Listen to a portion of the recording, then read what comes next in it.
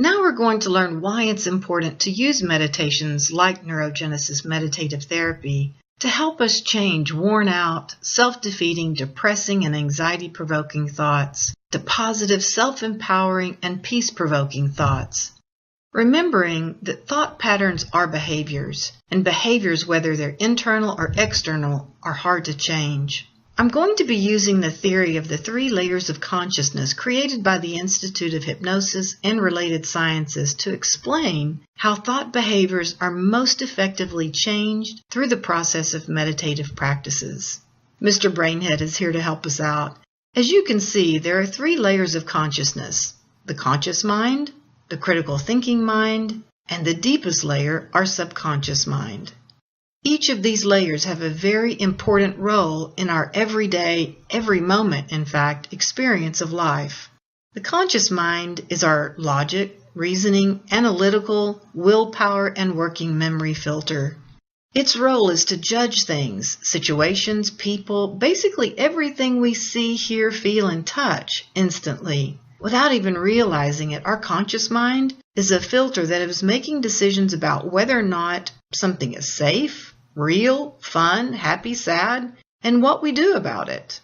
It is our most actionable filter, although it is guided by our deepest filter, the subconscious mind. We are conscious of our choices, but not always conscious of our whys we are choosing something. Now let's move on to our critical thinking mind. This critical thinking layer of the mind is the gatekeeper of what goes into our subconscious mind. It makes decisions too, but they are more thought out rather than instantaneous like our conscious mind. You might hear of a new idea or see a new car or read a new item on a menu and form a very definite opinion about it. For example, you may have very strong opinions about convertible cars. This opinion, whether negative or positive, was likely influenced by early childhood experiences or maybe even more recent knowledge. Either way, you're basing your opinion on something that you've already experienced. This is an important safety filter for us, but it can also work against us if the information has changed or if we aren't allowing ourselves to see it from a different point of view. Finally, there's our subconscious mind. This is where our deeply embedded positive and negative belief systems are stored.